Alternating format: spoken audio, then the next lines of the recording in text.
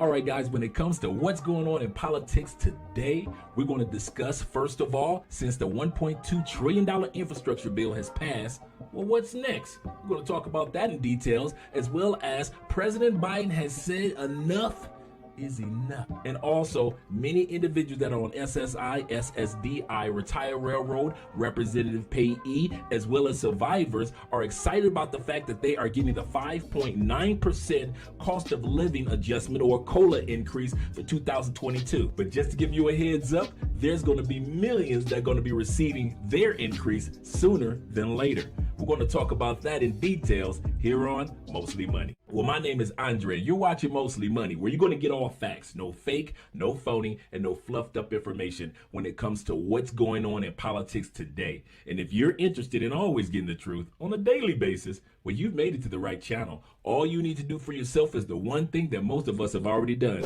subscribe.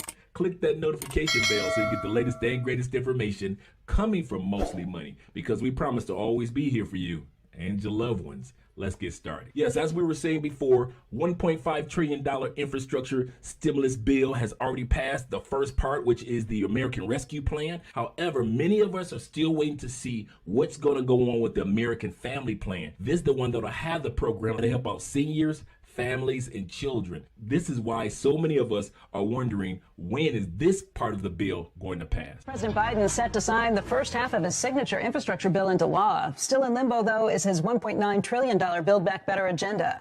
Elon Moy joins us right now. She's got the latest on where things stand with that. Elon, good morning. Well, good morning to you, Becky, and it's a good morning for President Biden as he's planning to take a victory lap this week after the bipartisan infrastructure bill finally passed the House. He'll be touting the bill at the Port of Baltimore on Wednesday and discussing how it could help ease the supply chain crunch. He also wants to hold a signing ceremony soon to thank Democrats and Republicans for months of work on this bill. American people have made clear one overwhelming thing, I think, and I really mean it. All the talk about the elections and what do they mean, they want us to deliver. They want us to deliver. The infrastructure bill could not have passed the Senate without Republican support, and the GOP was critical to getting the bill through the House as well.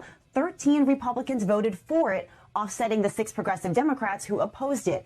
But when it comes to the bigger social spending package, Democrats are going to have to go this alone, and they have almost no votes to spare.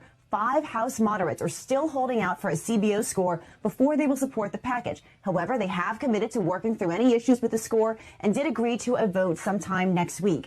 Democrats are hoping that the win last week can help them turn the tide on their legislative agenda before November is over. So based off of what we're saying, you guys need to make sure you're watching Mostly Money next week, because this is the time period which we're going to be giving you as much information regarding the American Family Infrastructure Stimulus Plan. We're going to continue to give you details about it. But when it comes to details, the president is saying that he is fed up, he's tired, and it's got to stop. What is he talking about? The fact that there were over 13 Republican senators that actually voted that the American Rescue Plan get passed. Now, this was already a bipartisanship plan that passed in the Senate, meaning the Democrats and the Republicans agreed. But when it came to the House of Representatives, you had 13 Republicans voted for it, and yet you had 6 Democrats that didn't vote for it. No problem. However, someone leaked out the phone number of the 13 Republican representatives that actually voted for the bipartisan infrastructure bill. Since then, these congressmen and women have been under attack. You were one of 13 House Republicans who voted for the bipartisan infrastructure bill. In the wake of that vote, you've been receiving, I understand, some disturbing phone calls. I want to play one that your office provided to us, and I just want to play this for our viewers to give you them a sense of what you're getting. That's what you are. You're a piece of traitor. I hope you die. I hope everybody in your family dies. You piece of trash mother. Voted for dumb. You're stupider than he is. He can't even complete a sentence. You dumb mother. Traitor. Piece of mother. Piece of trash. Hope you die. Hope your family dies. Hope everybody in your staff dies. Traitor. I mean, we're told by your office this was not an isolated incident. I mean, I know a lot of people, get this kind of stuff, but what does it say to you? I mean, about where we are? How concerned are you? You know what? It's a real step back. Thank goodness it wasn't a constituent. But I have a colleague, as you know, that put out the phone numbers of the 13 of us that voted that way.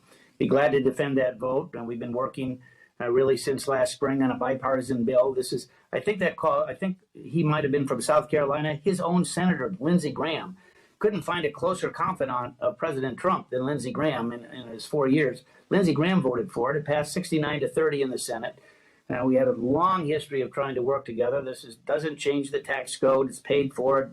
Traditional infrastructure, including broadband, roads and highways, which is why the Farm Bureau, the Chamber, the Business Roundtable, home builders all vociferously endorse this.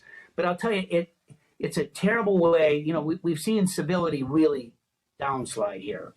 I'm concerned about my staff. They're taking these calls. Yeah. They're threats to them. I mean, our offices. I mean, you know, in many cases, and, you know, I started as a congressional aide at, age 21, 22 years old.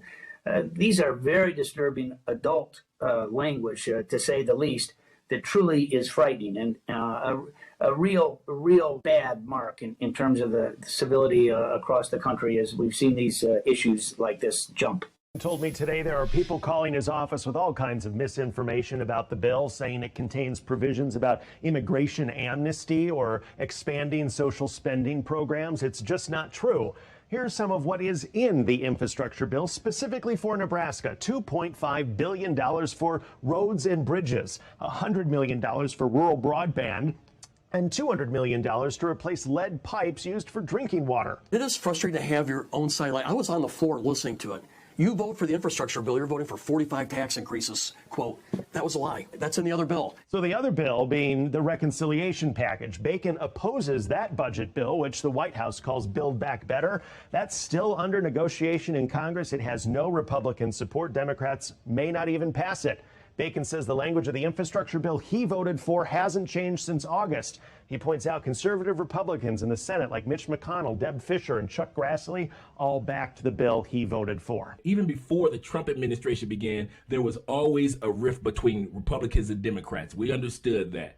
But as of the last 4 to 5 years, it has gotten out of hand to where our Congress people have actually become as bad as gang leaders, putting in question around the world, A, is America still the United States of America?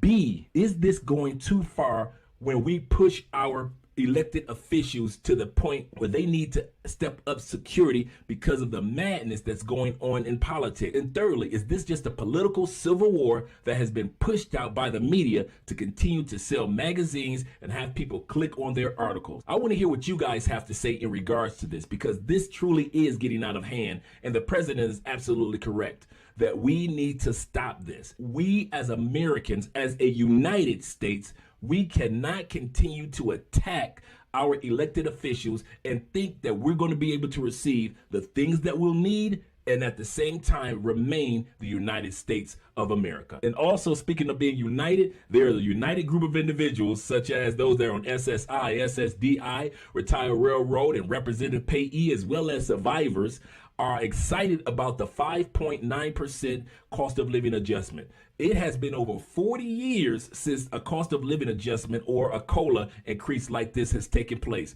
This is going to impact over 70 million seniors, 70 million individuals that are actually going to be impacted by this. But there's going to be 8 million of you, even more, that are going to be receiving your payments on December 30th. Yes, December 30th and not January 2022, 8 million of you are going to start receiving your payments. Now, they haven't made any clarities on who is going to be receiving their payment as far as your increase in December, but those individuals will be receiving their increase. And starting in January, realize when it comes to Social Security, there are going to be other changes and improvements and increases that will take place. Also, remember, there have been a lot of proposals for seniors and Social Security that have been sent forth in Congress over the last few months. So there are going to be some changes that will have to happen because they know that Medicare is going to be impacted in the next up and coming years. They know that the pool or the kitty or the trust of money that they have for Social Security is going to be impacted by 2035, which is not as far away as you all may think. So at the end of the day, in 2022, expect a lot of changes and a lot of improvements to take place for you who are seniors, especially those that are on SSI, SSDI, Retired Railroad, Representative Payee, those that are veterans, survivors, and on disability. There are going to be a lot of changes that they're going to make in 2022, but hopefully they get started with a lot of these changes this year with the infrastructure stimulus bill, the American Family Plan. Well, my name is Andre of Mostly Money, and I'm here to continue to give you all facts. No fake, no phony, and no fluffed up information when it comes to what's going on in politics today. And if you're interested in getting this information on a daily basis, well, you've made it to the right channel. All you need to do for yourself is one thing. Subscribe. Click that notification bell. Click the like button. Share the video, because we're going to always be here for you and your family. I'll go into the comment section like I always do, and I'll meet you guys there. And if I don't get a chance to speak to you and you don't get a chance to speak to me, we are not going to fret about it, because I'll be speaking to you again. Mañana.